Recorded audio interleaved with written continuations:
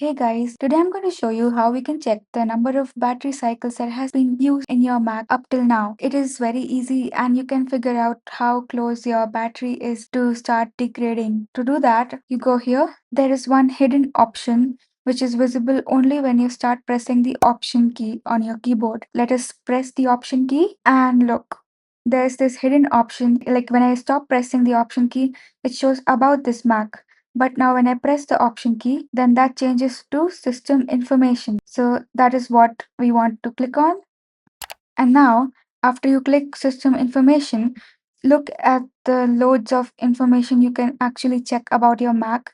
And yeah, we need not worry about all these terms. All you have to do is go to power and then you can see the cycle count.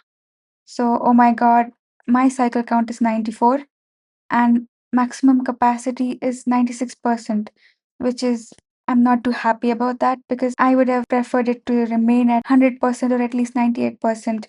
But it still says my condition is normal, and apparently Apple says that you can change your battery, like get your battery changed after it crosses below 80%. And yeah, basically by cycle count, it means how many times your laptop was charged from 0 to 100%.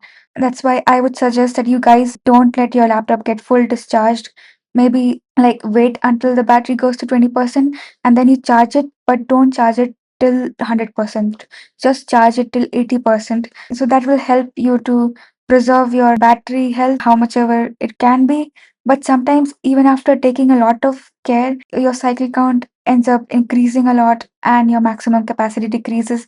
So don't obsess too much over it, guys. Take as much care as you can, but don't be too worried about it. Bye, guys.